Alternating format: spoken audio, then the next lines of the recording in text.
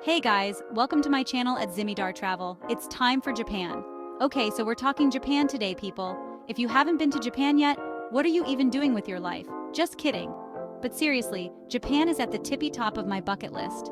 The culture, the food, the vibes, everything just seems next level. So I've been doing some intense research, the kind where you go down internet rabbit holes for hours and come out the other side with like a million tabs open and a sudden urge to eat Pocky. Yeah, that kind of research. And I've narrowed it down to the absolute must-see spots for anyone planning a trip to the land of the rising sun. Get ready for some serious travel inspo because we're about to dive into the best of the best things to do, places to see, food to eat, all that jazz. You're gonna want to pack your bags like right now. Don't worry, I'll wait. All right, first up on our magical journey is none other than Tokyo Disneyland. This place is like stepping into a dream, but with a unique twist that only Japan can offer. It's not just another Disney park, it's an experience that blends the magic of Disney with the rich culture and creativity of Japan. And let me tell you, this isn't your average trip to the Magic Kingdom. From the moment you step through those gates, you're greeted with a burst of colors, sounds, and sights that are distinctly Tokyo. Families are everywhere, capturing memories with their cameras, and the attractions are more vibrant and imaginative than you could ever imagine. We're talking Disney magic with a Japanese twist. And honestly, my inner child is freaking out a little bit. The decorations are next level, with intricate details that make you feel like you're in a different world. And the visitors? Many of them are dressed in the most adorable Disney costumes, adding to the whimsical atmosphere. Imagine strolling down World Bazaar, but instead of just popcorn stands, you've got like mochi carts and adorable little shops selling Totoro plushies. It's a delightful blend of East meets West, where you can indulge in traditional Japanese snacks while shopping for your favorite Disney merchandise. And the rides? Don't even get me started. They're not just rides, they're immersive experiences that transport you to different worlds. The excitement on the kids' faces is contagious, and you can't help but feel the thrill yourself. They've got Monsters, Inc., Ride and Go Seek, which is apparently like a whole other level of fun. It's an interactive ride where you get to join Mike and Sully on a wild adventure, and it's packed with surprises at every turn. And the Pooh's Honey Hunt ride? Rumor has it, it's the smoothest ride you'll ever experience. I'm talking butter.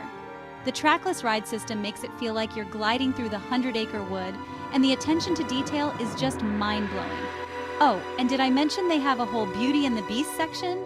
It's like stepping into the pages of a fairy tale, with every corner bringing the story to life in the most enchanting way, like a full-on mini-land dedicated to Belle and the Beast.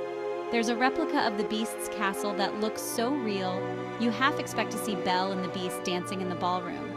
I'm talking a replica of the Beast's castle, a Be Our Guest restaurant that looks straight out of the movie, and a dark ride that's supposed to be absolutely breathtaking. I can't even. The restaurant is a culinary delight, offering dishes that are as beautiful as they are delicious. And the dark ride? It's an immersive journey through the beloved tale, with stunning visuals and captivating music that will leave you spellbound. Tokyo Disneyland is truly a place where dreams come to life, and every visit is a new adventure waiting to be discovered.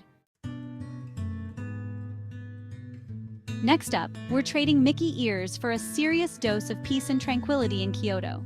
This city is a haven for those seeking a break from the hustle and bustle of everyday life.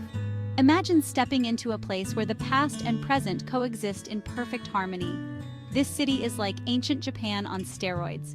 Everywhere you look, there's a piece of history waiting to be discovered. The streets are lined with traditional wooden buildings, and you can almost feel the stories they hold. We're talking stunning temples, serene gardens, and a whole lot of history. Each temple and garden has its own unique charm and story, making every visit a new adventure. The beauty of these places is truly breathtaking, and it's easy to see why Kyoto is considered the cultural heart of Japan. First things first, you gotta check out Fushimi Inari Shrine. This iconic site is famous for its thousands of bright orange torii gates that create a mesmerizing pathway up the mountainside. You know those pictures you've seen of like a million bright orange gates winding up a mountainside? Yeah, that's this place. Walking through these gates feels like stepping into another world, one filled with spiritual energy and ancient traditions. It's literally an Instagram dream, and the energy is supposed to be insane. The vibrant atmosphere and the sheer number of visitors make it a lively and exciting place to explore.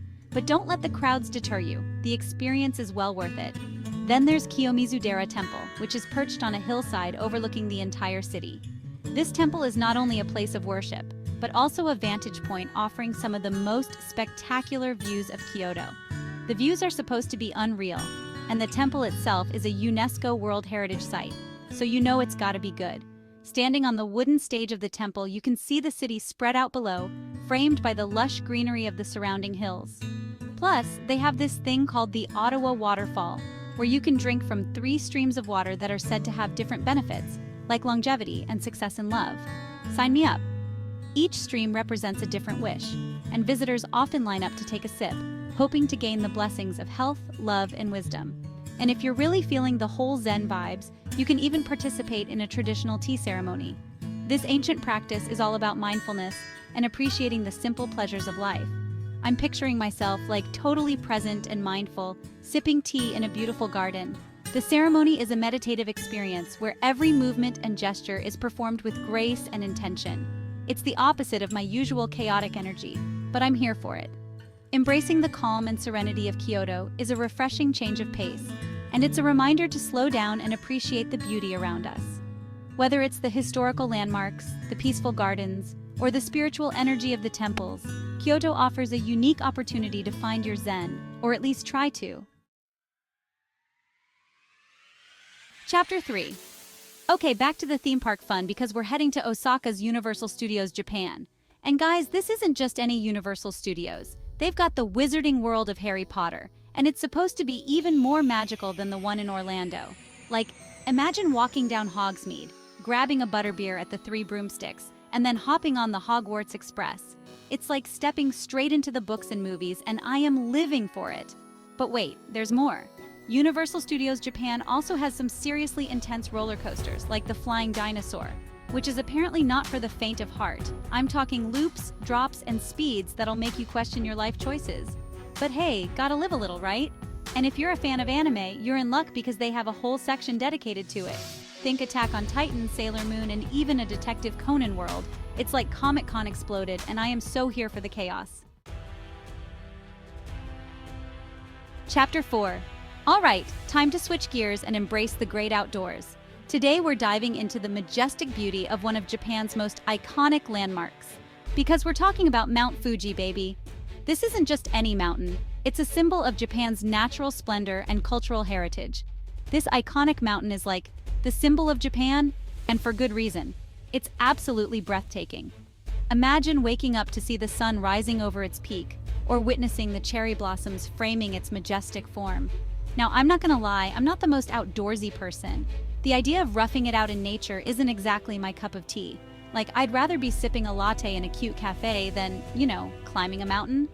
There's something so comforting about the aroma of freshly brewed coffee and the cozy ambiance of a Japanese cafe. But even I can appreciate the beauty of Mount Fuji. Its serene presence is something that can be admired from any vantage point. And if you are feeling adventurous, you can actually hike to the summit. It's a journey that many take to challenge themselves and to experience the mountain up close. They say the views from the top are incredible, especially at sunrise. The sky painted in hues of orange and pink, with the world below still cloaked in twilight. It's a sight that stays with you forever. But fair warning, it's a challenging hike, so you gotta be prepared. The trails can be steep and the weather unpredictable. Like, we're talking proper hiking boots, layers of clothing to keep you warm as you ascend, and maybe even an oxygen tank for us city folk who aren't used to the high altitudes. It's not just a walk in the park, but the reward is worth the effort. But hey, even if you're not trying to climb Mount Fuji, there are still plenty of ways to enjoy its beauty. You don't have to be a mountaineer to appreciate what it has to offer. You can take a boat ride on Lake Kawaguchi for some epic reflection shots. The calm waters mirror the mountain perfectly, creating a picture-perfect scene. Visit the Fuji 5 lakes for stunning views. Each lake offers a unique perspective of Mount Fuji, and the surrounding nature is just as captivating. Or even just admire it from afar. Sometimes the best way to appreciate something so grand is to take a step back and see it in its entirety. It's a magical mountain, no matter how you experience it. Whether you're climbing to its peak or simply gazing at it from a distance, Mount Fuji has a way of touching your soul and leaving a lasting impression. Chapter 5. Last but not least, we're ending our Japanese adventure in Nara Park. And let me tell you, this place is straight out of a fairy tale. Imagine strolling through a beautiful park filled with hundreds of friendly deer roaming free. I'm talking deer that will literally eat out of your hand. But Nara Park isn't just about the deer, although they are pretty darn cute. It's also home to some incredible temples, like Tadaiji Temple, which houses one of the largest bronze Buddha statues in the world. This thing is massive, guys.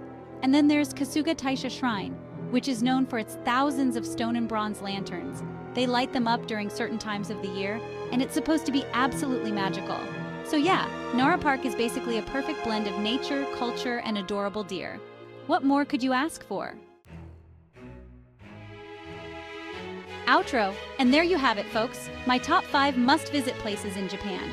I'm already packing my bags and dreaming of all the matcha lattes, sushi, and Instagram-worthy moments. If you enjoyed this video, make sure to give it a big thumbs up and subscribe to my channel for more travel adventures. And be sure to let me know in the comments what your favorite part of Japan is, or if you have any questions about planning your own trip. Thanks for watching, and have an amazing time exploring the land of the rising sun. Say hi to the deer in Nara Park for me.